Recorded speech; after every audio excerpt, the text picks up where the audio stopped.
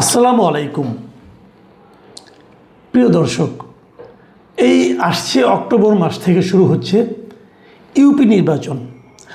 UP নির্বাচনের মাধ্যমেই এর মধ্যে দিয়ে স্থানীয় সরকার নির্বাচনের কাজটা শুরু হবে। স্থানীয় সরকার প্রথমে ইউনিয়ন পরিষদ, তারপরে ধীরে ধীরে হয়তো বিভিন্ন ধাপে কখনো উপজেলা অথবা পৌরসভা অথবা সিটি কর্পোরেশন, জেলা পরিষদ, এগুলি সবই স্থানীয় সরকার নির্বাচন হবে। এখন স্থানীয় সরকার কিন্তু একটা গণতান্ত্রিক সরকারের জন্য আমি মনে করি সবচেয়ে গুরুত্বপূর্ণ বিষয়। একটা এলাকার উন্নয়ন কিভাবে হবে, কোন উন্নয়নটা হওয়া প্রয়োজন, এটা এই স্থানীয় সরকারের উপর নির্ভর করে। তারা এটা করবে। যদিও আমাদের এখানে স্থানীয় সরকারকে বিকলাঙ্গ করে রেখে দেওয়া হয়েছে। এটা আগে সরকারগুলো সংসদ সদস্যদেরকে ক্ষমতাশালী করতে স্থানীয় সরকারকে মোটামুটি বিকলাঙ্গ করে রেখেছিল। বিকলাঙ্গ এই অর্থে স্থানীয় সরকারের সমস্ত কাজকর্মই আসলে সংসদ সদস্যদের হাতে দেওয়া হয়েছিল। স্থানীয় সরকার নির্বাচনের পাশাপাশি আমি এটাও মনে করি যে সংসদ সদস্যদের ক্ষমতা এখানে খর্ব করা উচিত। কারণ স্থানীয় সরকার টোটালি স্থানীয় সরকার। স্থানীয় সরকারটা হয় নির্দলীয় পদ্ধতিতে। আওয়ামী লীগ এটাকে দলীয় নির্বাচনে পরিণত করেছিল, কিন্তু এখন এটা নির্দলীয় পদ্ধতিতে হবে। এবার আগামী যে নির্বাচনটা হবে সেটা টোটালি নির্দলীয়, অরাজনৈতিক একটা নির্বাচন হবে। এবং অরাজনৈতিক নির্বাচন হলে পরে অরাজনৈতিক নির্বাচিত প্রতিনিধি যারা হবে তারা একটা রাজনৈতিক আপনার প্রতিনিধির অধীনে কেন থাকবে, এটা একটা বড় প্রশ্ন। সেই বিবেচনায় আমি মনে করি সরকার যখন স্থানীয় সরকার নির্বাচনটা করবেন তখন তারা স্থানীয় সরকারের উপর সংসদ সদস্যদের যে খবরদারিত্ব, মাতব্বরি, এটা যেন কমিয়ে দেন, সেদিকে তারা যেন সচেতন থাকেন। এই একটা প্রস্তাব আমার থাকলো। কিন্তু আমার আসলে আজকের মূল আলোচনার বিষয় কিন্তু এটা না। মূল আলোচনার বিষয় হলো এই স্থানীয় সরকার যেহেতু একটা অরাজনৈতিক নির্বাচন, তো এই নির্বাচনে আওয়ামী লীগের বিভিন্ন পর্যায়ের নেতাকর্মী যাদের বিরুদ্ধে কোনো মামলা মোকদ্দমা নাই, যারা নাকি নির্বাচনের স্বাভাবিক আইন অনুযায়ী নির্বাচনের অযোগ্য নয়, তারা থাকতে পারবে কি পারবে না, এই হলো আমার আজকের মূল আলোচনার বিষয়। এখন গতকালকে বিএনপির রিজভী আহমেদ উনি নির্বাচন কমিশনে গিয়েছিলেন এবং নির্বাচন কমিশনে যাওয়ার পর ওনারা এখানে বিএনপির আসলে হিসাব নিকাশি দিতে গিয়েছিলেন, যাদের আয় ব্যয়ের হিসাব, সেটা অন্য হিসাব, অন্য আলোচনা। কিন্তু ওখান থেকে বের হওয়ার পর সাংবাদিকরা তাকে জিজ্ঞাসা করেছিল যে স্থানীয় সরকার নির্বাচনে আওয়ামী লীগের যে সমস্ত লোকজন আছেন, বিভিন্ন দলীয় পদে আগে ছিলেন, কিন্তু এখন তো আওয়ামী লীগের আপনার রাজনৈতিক কর্মকাণ্ডই তো স্থগিত আছে, কিন্তু তাদের বিরুদ্ধে কোনো মামলা মোকদ্দমা নাই অথবা এমন কোনো ঘটনা তারা ঘটান নাই যে কারণে তাকে প্রচলিত নিয়মে নির্বাচনে অযোগ্য ঘোষণা করা যায়। তো এমন লোকজন নির্বাচন করতে পারবে কি পারবে না। এখন এই প্রশ্নটা ওনাকে করার প্রয়োজনটা কেন ছিল? প্রয়োজন ছিল এই কারণে যে দুদিন আগে জামাতের পক্ষ থেকে একটা আনুষ্ঠানিক চিঠি দেওয়া হয়েছিল ইলেকশন কমিশনকে। সেই চিঠিতে তারা বলেছিল যে যেহেতু আওয়ামী লীগের কার্যক্রমে নিষেধাজ্ঞা আছে, সরকারি নিষেধাজ্ঞা আছে, অতএব এই দলটির কোনো নেতা কর্মীকে যেন স্থানীয় সরকার নির্বাচনে প্রার্থী হতে না দেওয়া হয়। তারা এরকম একটা প্রস্তাব নির্বাচন কমিশনের কাছে দিয়েছিল। আপনার কাছে মনে হতে পারে যে এই প্রস্তাবটা এটাকে মামার বাড়ি আবদার নাকি? হ্যাঁ, তারা মামার বাড়ি আবদারি করেছিল। তারা আসলে এখন পুরো দেশটাকেই তাদের মামার বাড়ি মনে করেন বলে আমার ধারণা। তা না হলে এই ধরনের আবদার তারা কেন করবেন?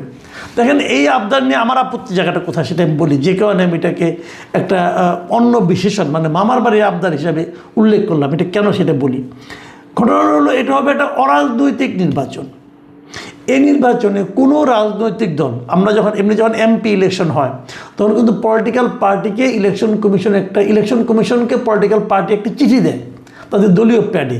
দলের সাধারণ সম্পাদক অথবা দায়িত্বপ্রাপ্ত ব্যক্তি চিঠি দেন। সেই চিঠিতে তিনি বলেন যে অমুক লোকটা আমার প্রার্থী, আমার দলের প্রার্থী, তাকে আপনারা আমার দলের প্রার্থী হিসাবে মনোনয়ন দেন এবং আমার দলের জন্য যে নির্ধারিত প্রতীক আছে এই প্রতীকটা আপনারা তাকে বরাদ্দ দেন। এটা হলো রাজনৈতিক নির্বাচন। তার মানে যা আত্মীয় সংসদ নির্বাচনে বিএনপির প্রার্থীদেরকে ধানের শীষ দেওয়া হয়েছে, জামাতের প্রার্থীকে দাঁড়িপাল্লা দেওয়া হয়েছে, এটা কিন্তু মানে আপনার রাজনৈতিক নির্বাচনের ক্যারেক্টারটা এরকম।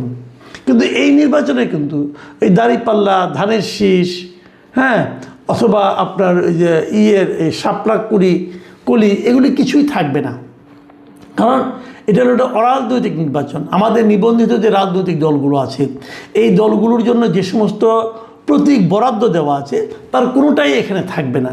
যদি কোনোটাই এখানে না থাকে তাহলে কে কোন দল করলো এটাও কোনো ইস্যু হতে পারে না।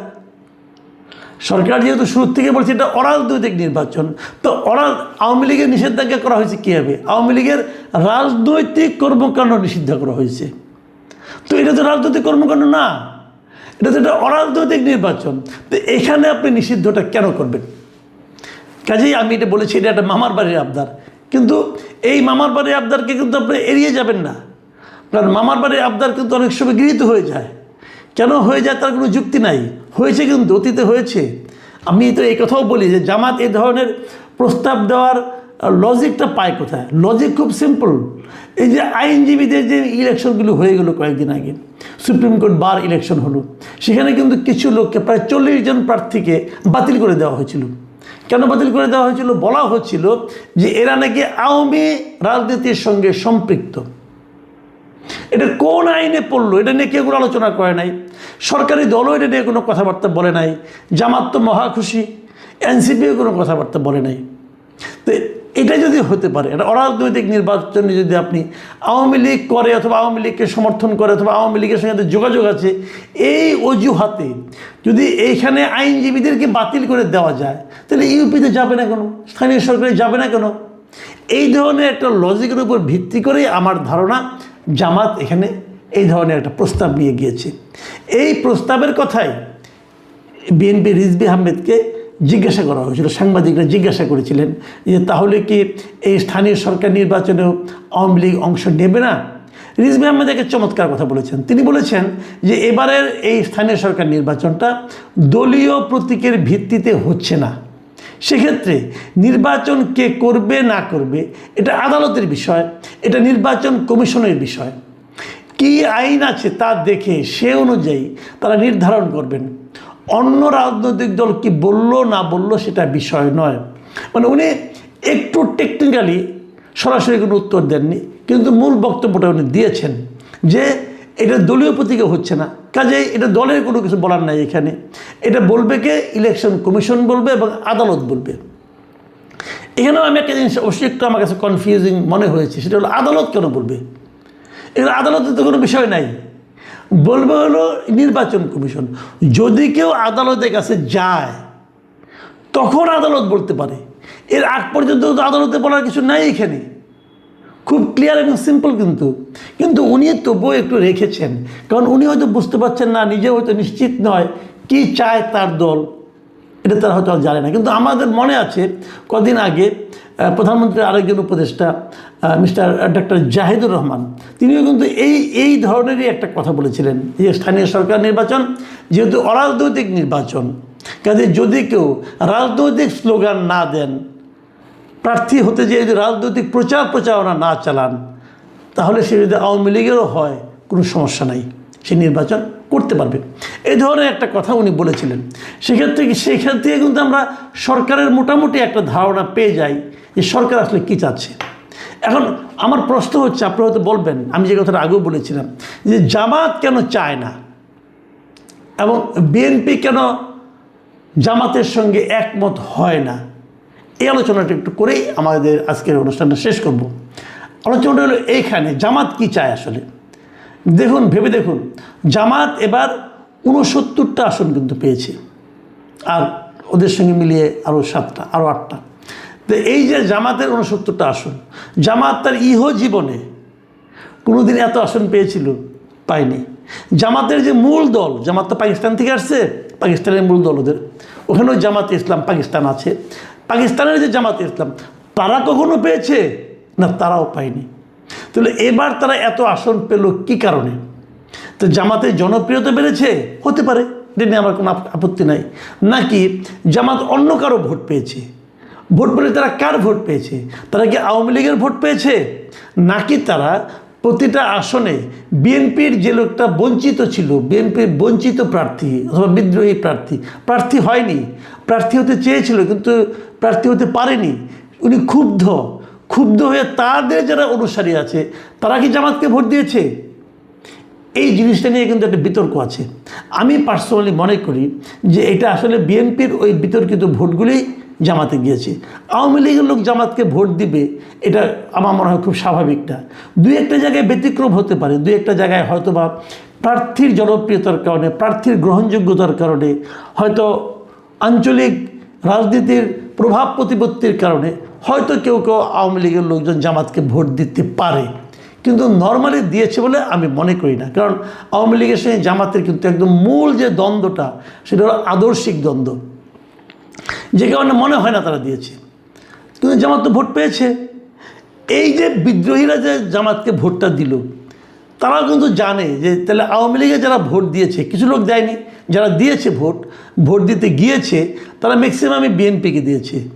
এটা জেনেই হয়তো ওই বিদ্রোহী জামাতের বিএনপির বিদ্রোহী লোকটা, অসন্তুষ্ট লোকটা তার ভোটগুলি জামাতে গেছে। যদি জানতো যে আওয়ামী লীগের ভোটটা বিএনপিতে যাবে না, তখন কিন্তু বিএনপির ওই লোক যতই ক্ষুব্ধ হোক সে দলের বাইরে ভোটটা দিত না। যাক, সেটা অন্য ইকুয়েশন। এখানে যেটা ব্যাপারটা হয়েছে, জামাতের আসলে একটা আতঙ্ক কাজ করে। সেটা তারা মনে করে, আমার ধারণা এটা নাও হতে পারে কিন্তু আমি এভাবে ভাবি, সেটা আপনাদের সঙ্গে শেয়ার করছি।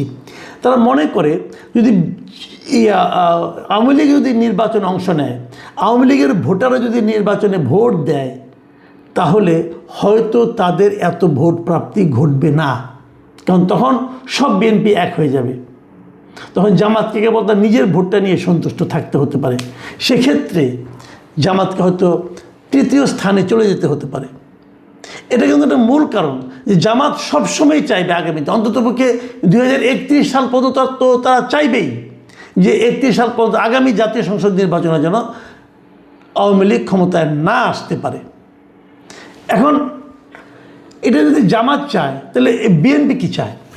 আমার কেন যেন মনে হয় এই স্থানীয় সরকার নির্বাচনটা দিয়ে বিএনপি টেস্ট করতে চাইবে যে রাজনীতির মাঠে আওয়ামী লীগ থাকলে, আওয়ামী লীগ পূর্ণ শক্তি নিয়ে যদি নাও থাকে, যদি আংশিক শক্তি নিয়ে থাকে, তবু যদি আওয়ামী লীগ থাকে এবং যদি জামাত থাকে পাশাপাশি, তাহলে তাদের অবস্থানটা কি দাঁড়ায়, এটা হয়তো তারা এই ইউপি নির্বাচন দিয়ে একটা পরীক্ষা নিরীক্ষা করতে চাইবে। ইউপি নির্বাচন কয়েকটা ধাপে হবে, নিশ্চয়ই একসঙ্গে সব নিশ্চয়ই হবে না। প্রথম কয়েকটা ধাপ দেখলে তারা ট্রেনটা বুঝতে পারবে। তারপরে হয়তো তারা সিদ্ধান্ত নেবে যে তাদের উপরে যে রাজনৈতিক নিষেধাজ্ঞা আছে সেটা থাকবে কি থাকবে না। কারণ ভাবুর একটা কথা, নিষেধাজ্ঞাটা কিন্তু আছে একটা নির্বাহী আদেশে, সরকার যে কোনো সময় তুলে নিতে পারে। কিন্তু পাশাপাশি এর ব্যাপারে একটা মামলাও হচ্ছে আইসিটিতে। মামলার ফল কী হবে এটা জানতে আমার ধারণা পুরো 1 বছর চলে যাবে। মানে নির্বাচন কিন্তু অক্টোবরে শুরু হলো, পরবর্তী 1 বছর ধরে কিন্তু বাকি নির্বাচনগুলি হবে। কাজে আমার ধারণা পুরো 1 বছর চলে যাবে। মানে আদালতের মাধ্যমে, আইসিটির মাধ্যমে যে রায়টা আওয়ামী লীগের পক্ষে অথবা বিপক্ষে, সেটা আস্তে আস্তে আমার ধারণা স্থানীয় সরকার নির্বাচন শেষ হয়ে তারপরে আসবে।